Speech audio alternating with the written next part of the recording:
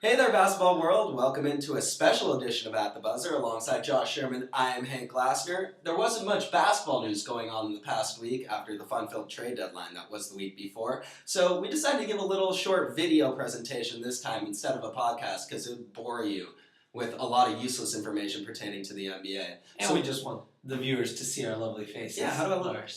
Do I look good? What would you rate Looking me? good. What would you rate me? Looking good, Hank. Hank, we're not going to get into that. Why? We're not. Okay, What? you're 10, obviously. Thank you. My heart.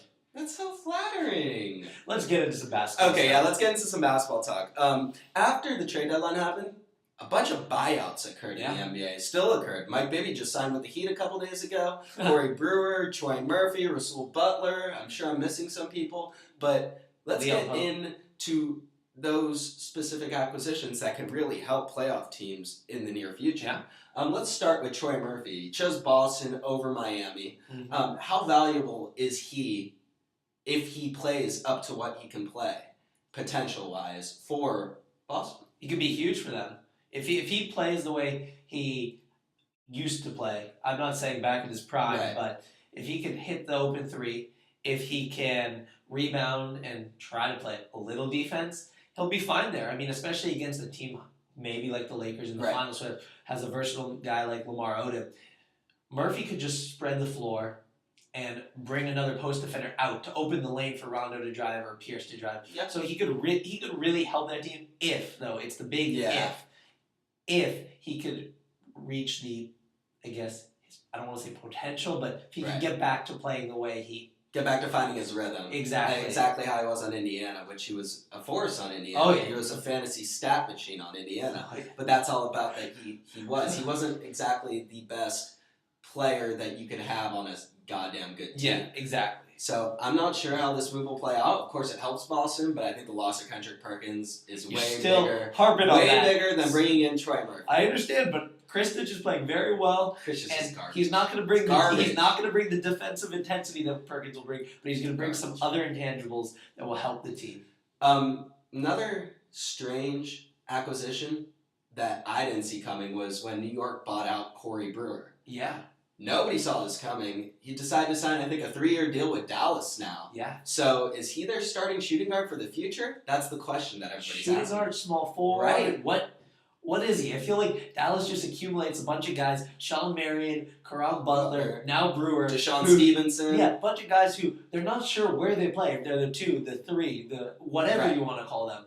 And I feel like that's what's hurt them in the past, and that's why I don't think they're going to get out of the East. They need some guys with defined roles. They need a shooting guard. Absolutely They agree. need a small forward in there. Marion's not a shooting guard. Marion's a small forward. Caron Butler's not a shooting guard, in my opinion. He's a small forward.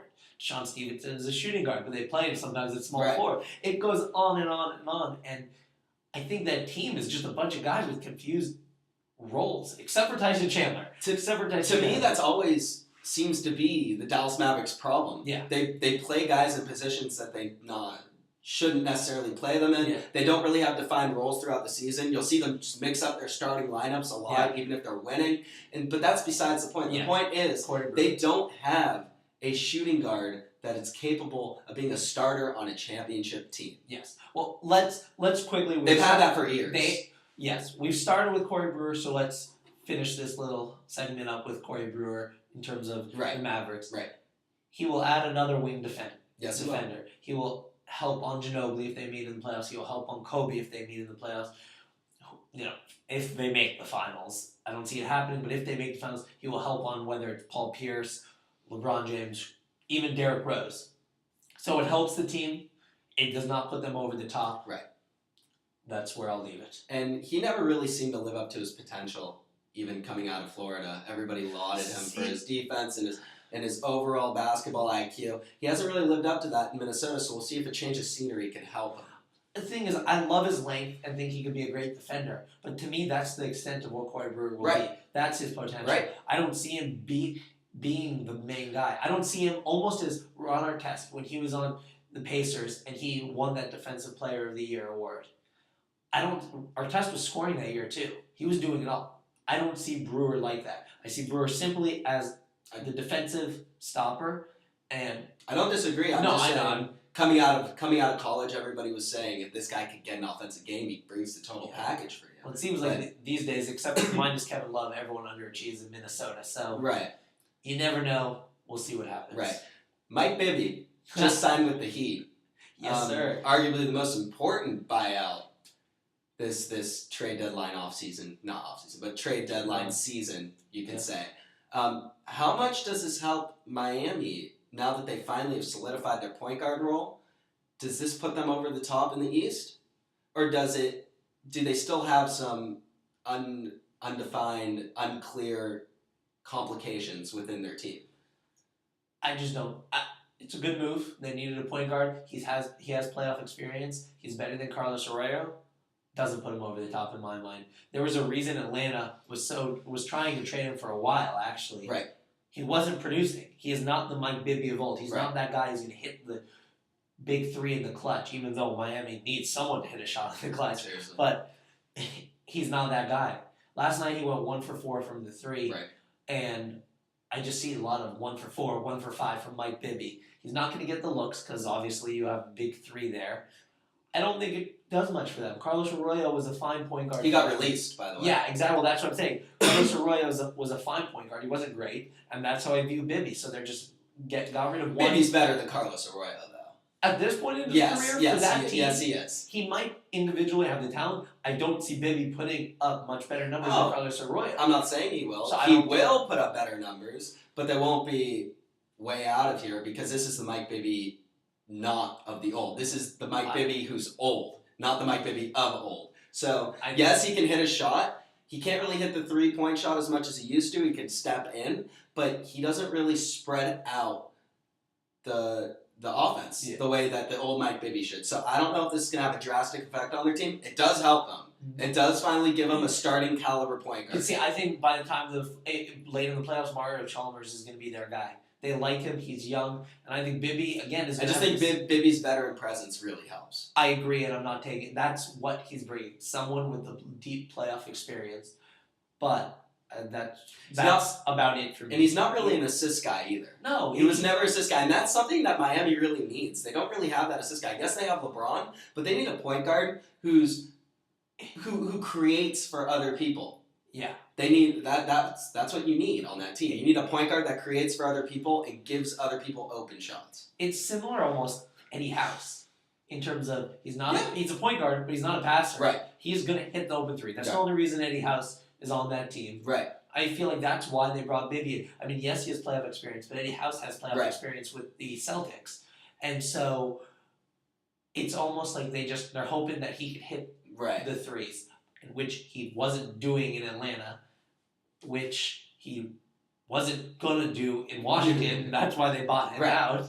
And so maybe Miami's just hoping he can get, re-energized with this squad and have a good half a season here to get them. But it seems more like hope, like hoping he could relive the glory days and get it. But and he also gave up millions of dollars to join the Heat, which is commend him for that. Yeah, kudos to you, Mike Bibby. But you're not winning the championship this year. One last thought on the NBA before we leave. It's gonna be an exciting, it's gonna be an exciting few weeks here. Did you catch Sacramento when they had that rally against the Clippers that game? I didn't catch it. I heard about it, but what are your thoughts on that? What are your thoughts on them potentially moving to Anaheim? It's tough. It looks very likely, by the way, Kings fans. Like it's gonna happen. Very likely. But it's Southern California. Anaheim is 30 minutes from downtown LA without traffic. There are Laker fans there, and if they're not Laker fans in Southern California, they're Clipper fans. But everyone's a Laker fan out there. It seems like everyone remembers the series against the Kings way back when Shaq was here. Everyone hated the Kings. Mm-hmm. I mean, I guess they'll sell out. They'll get tickets sold because Anaheim is, I think, actually a very good sports town. So you see them moving to Anaheim? It seems that way. Right. It looks. At first, I thought it was just a ploy to try to get them a new arena. Me too. And it maybe still will be, but it looks very likely. I mean, Kevin Johnson, the mayor of Sacramento now, who is former NBA great. Yeah, he said it. He said it would take a huge blunder on Anaheim's part. For them not to get the Kings. I agree. So yeah, we'll see what happens. I'm excited. Parker's out for a few weeks. Lakers have, I don't want to say an easier schedule, but the Lakers are playing well.